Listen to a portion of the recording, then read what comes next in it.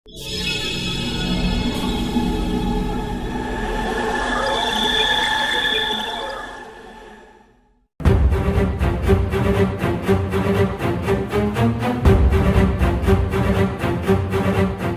के प्रधानमंत्री नरेंद्र मोदी के भूटान दौरे से चीन को दौरे पर दौरा पड़ेगा।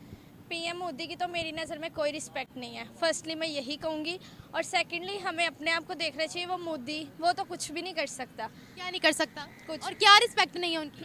उनकी मेरी नज़र में तो उनकी कोई भी रिस्पेक्ट नहीं। टॉप के एंड मोदी दोनों जो हैं वो दोनों मुल्कों के ताल्लुकात को रिव्यू करेंगे, particularly in shape of connectivity, energy, hydro power, people to people exchange and development cooperation के हवाले से। हमारे अगर पाकिस्तान के प्राइम मिनिस्टर की बात की जाए तो हमें कभी भी इस तरह का वेलकम जो है वो देखने को नहीं मिला। और भूटान का जो सबसे बड़ा अवार्ड है, हाईएस्ट सिविलियन अवार्ड, वो भी जो है भूटान की जानिब से जो है उनको प्रोवाइड किया गया है। भारत के वजीर आजम नरेंद्र मोदी साहब के हिस्से में एक और बहुत बड़ा अवार्ड आ गया है। और मैं सिर्फ सिंपली, अगर इंडिया मुझे यहाँ से सुना है, मीडिया आपको सलूट है, उसकी मीडिया को मैं सलूट करता हूं। आपको पीएम मोदी पसंद क्यों नहीं है? पूरी दुनिया उनको लाइक करी, आपको क्यों नहीं पसंद? मुझे नहीं पसंद वो। वजह भी तो होती है। मतलब वो इंडिया का है और हम पाकिस्तानी हैं, हम इस्लामिक हैं, और वो नॉन मुस्लिम में शुमार होता है। चाइना फिलहाल मेरा तो उनको देख के कोई राय नहीं है। वो कुछ भी नहीं समझते लिटरली। जय हिंद दोस्तों, मैं विजय और आप देख रहे हैं वीसी रिएक्शन। तो दोस्तों, भारत को अगर कहीं पे भी इज्जत दी जाती है तो हमारे पड़ोसियों को बहुत ही तकलीफ होती है। अब हाल ही में यानी कल ही जो मोदी जी भूटान होके आए, भूटान में मोदी जी को जिस तरह वेलकम किया गया और हाईएस्ट सिविलियन अवार्ड से नवाजा गया, जो कि आज तक भूटान ने किसी को नहीं दिया। कई सारे एमओयू साइन हुए और मेन जो बात थी वो थी कि भाई भारत और भूटान के बीच रेल कनेक्टिविटी होने वाली है। आसाम से भूटान को जोड़ा जाएगा रेल के माध्यम से, जिससे कि चाइना की बहुत जली हुई है, काफ़ी झटका लगा है चाइना को, साथ ही साथ में हमारे पड़ोसियों को भी। तो इनकी खुद की इज्जत तो नहीं है, दुनिया भर में लोग इनको भिखारी के नाम से जानते हैं, मगर भारत की अगर इज्जत कहीं पे हो रही है तो पाकिस्तान के ज़्यादा से ज़्यादा लोग जो है वो अपनी उल्टी सीधी बातें करना शुरू कर देते। मैं सभी लोगों की बात नहीं करूँगा, पाकिस्तान में मोदी जी की इज्जत करने वाले भी लोग हैं, मगर ज़्यादा तादाद में आपको जो है जाहिल लोग बहुत मिलेंगे जो कि वो अपनी अलग तरह की राय देने की कोशिश करते हैं। तो खैर दोस्तों, आज की वीडियो में हम यही देखेंगे कि भूटान दौरे के ऊपर पाकिस्तानी जनता, पाकिस्तानी लोग क्या बातें कर रहे हैं। करते वीडियो को शुरू, मगर वीडियो शुरू करने से पहले जो व्यूअर्स हमारे चैनल पे पहली बार आए हैं उनसे रिक्वेस्ट करूंगा, प्लीज़ हमारे चैनल को सब्सक्राइब कीजिए, वीडियो को लाइक और शेयर जरूर कीजिए। तो चलिए करते हैं वीडियो शुरू। नरेंद्र मोदी साहब इंडिया के प्राइम मिनिस्टर, वो फर्स्ट फॉरेन नेशनल हैं जिनको भूटान के किंग ने पर्सनल डिनर पर इनवाइट किया। नंबर 2, ये नंबर 1 मैंने आपको बताया। नंबर 2, सिविलियन जो highest civilian award Narendra Modi को दिया गया है वो फर्स्ट टाइम किसी इंडिया के प्राइम मिनिस्टर को मिला है। ये इंडिया का पहला वजीर आजम, पहला प्रधानमंत्री है जिनको भूटान की तरफ से ये दी हाईएस्ट सिविलियन अवार्ड दिया गया है। और इसकी तीसरा जो स्टेप है, जो तीसरा पॉइंट है, वो भी बहुत अहम है, और वो ये है कि भूटान का ये highest civilian award first time किसी फॉरेन नेशनल को दिया गया है। तो ये बताएं, प्राइम मिनिस्टर मोदी जहां पर भी जाते हैं उनका बड़े अच्छे तरीके से इस्तकबाल किया जाता है। कोई Muslim country, non Muslim country, guard of honour उनको दिया जाता है, उनको तोहफे तोहफे दिए जाते हैं, बड़ा उनका अच्छे तरीके से इस्तकबाल किया जाता है। अभी भूटान में भी आपके सामने, अगर मैं आपसे पीएम मोदी के बारे में पूछूं, आप क्या राय रखती है उनके बारे में? फिलहाल मेरा तो उनको देख के कोई राय नहीं है। वो कुछ भी नहीं समझते लिटरली। नहीं समझ, क्योंकि उनके जो लॉज हैं या उनके जो मतलब प्रिंसिपल्स हैं वो हम नहीं उनको मतलब लाइक हमारे हिसाब से वो ठीक नहीं है। अगर वो यही चीज़ हमें कहे, हमें कैसा लगेगा? हमारे प्राइम मिनिस्टर के बारे, हाँ, अगर वो उन्होंने बोला है ना कि उनके रूल्स, लॉज और प्रिंसिपल्स हम लाइक नहीं करते, अगर यही सेम चीज़ वो हमारे बारे में कहें, हमें कैसा लगेगा? हाँ, तो बुरा ही लगेगा। माइंडसेट डिफरेंट है। हाँ, लगेगा ना। तो इस तरीके से हम किसी के बिलीफ पर या किसी के प्रिंसिपल्स पर हम इस तरीके से तो क्रिटिसाइज नहीं कर सकते। इसने कीमती वक्त जो कि इलेक्शन चल रहा था, इलेक्शन में से टाइम निकाल कर गए हैं, जरूरी था, इंपॉर्टेंट था, क्योंकि चाइना मुसलसल अपने मसल फ्लेक्स कर रहा है उस रीजन के अंदर। मैंने शायद आपको बताया था कि मालदीव में भी, मालदीव तो उन्होंने बेच के रख दिया ना, बेच दिया, वो पैसे ले लिए। ये बड़ी बीमारी है, ये बहुत बड़ी बीमारी है। करप्शन हमें खाए जा रही है, चाइना से पैसे लेते हैं, भाईजान दुबई में मकान ले लेते हैं। और ज्यादा करने वाले मेरे ज्यादातर मोहम्मदन भाईजान है, वो ज्यादा उनको शौक है लंदन में और दुबई में, प्रॉब्लम बहुत शौक है ना, बहुत शौक। तो वो मालदीव वाले भाईजान जो है उन्होंने चाइना से पैसा पकड़ लिया है और वहां से, हालांकि उन्हीं की मदद के लिए जहाज थे वहां पे और जरा उनकी ट्रेनिंग के लिए, तो उन्होंने कहा नहीं भाईजान हम अपने रख लेंगे, चाइना वाले भाईजान ने पैसे बहुत दे दिए, तो वहां से उन्होंने वहां स्टेप ले लिए। नेपाली भाईजान पहले इस तरह का काम कर चुके हैं। आजकल हमारे चाइना के आर्मी जनरल जो है वो 2 श्रीलंका में और नेपाल जा चुके हैं। श्रीलंका वालों के गुर्दे तो ले लिए उन्होंने पहले, श्रीलंका तो आपको पता बैंक्रप्सी दे चुका है ना, उनके गुर्दे तो ले जा चुके हैं चाइनीज। अब जो पीछे कोई लिवर विवर बचा है उनका वो भी निकालेंगे श्रीलंका का। भूल जाते हैं श्रीलंका वाले के जब बैंक्रप्सी के सर पे थे सबसे पहले जिन्होंने मदद की थी वो भारत ने की। जो भूटान के प्राइम मिनिस्टर हैं उन्होंने नरेंद्र मोदी जो इंडियन प्राइम मिनिस्टर हैं उनको गले लगा के कहा है कि वो जो है वो हमारे यंगर ब्रदर हैं। तो मैं समझता हूँ कि जब इस तरह के मतलब अवार्ड मिलते हैं आपको, और न सिर्फ भूटान से बल्कि दुनिया भर में आप किसी भी मुल्क का जब दौरा करते हैं तो वहाँ पे हर कंट्री जो है वो अपना हाईएस्ट जो उनका सिविलियन अवार्ड होता है वो नरेंद्र मोदी के ऊपर देती है। जब हम देखते हैं कि वर्ल्ड रैंकिंग के अंदर जब लीडर्स की बात की जाए तो पिछले 4-5 साल से नॉन स्टॉप इंडिया के प्राइम मिनिस्टर जो है वो टॉप के ऊपर जा रहे हैं।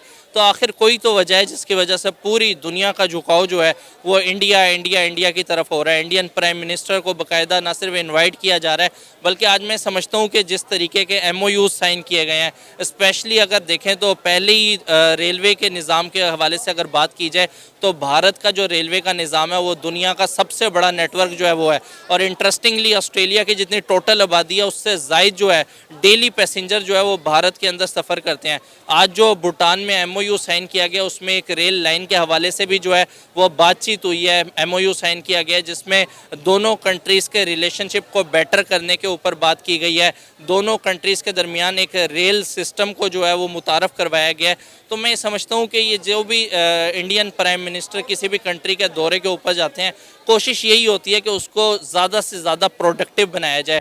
कि अभी हाल ही तो भूटान की लीडरशिप जो थी वो इंडिया आई हुई थी और वहाँ पे ये डिस्कशन हुई और वो दोबारा जो है वो फ़ौरन, बल्कि आप कह लें इसको कि वो पहुँच गए हैं। और भूटान आपको पता है एक छोटा सा लैंडलॉक कंट्री है जो कि दुनिया की 2 बड़ी इकॉनमीज़ के दरमियान है, इंडिया और चाइना के बीच में।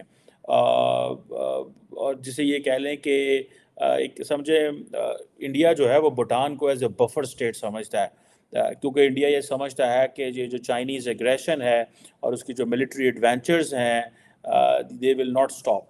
और इसी तरह इसकी this is also adjacent to the chicken neck जो already is there. So question ये है कि एक तरफ तो चाइना इज़ देयर और चाइना ने अपने ताल्लुकात जो हैं वो काफ़ी एक्टिव किए हैं भूटान के साथ इन द शेप के चाइना का जो बेल्ट एंड रोड इनिशिएटिव है उसके हवाले से कहा जाता है कि भूटान जो है वो एक रेजिस्टेंट रहा है कि जिसे वो कहते हैं ना, ये आप समझिए कि भूटान एक अकेला साउथ एशियन मुल्क है जिसने इंडिया के कहने पे so far resisted the China's belt and road initiative. ये बहुत बड़ी डेवलपमेंट है, ठीक है जी।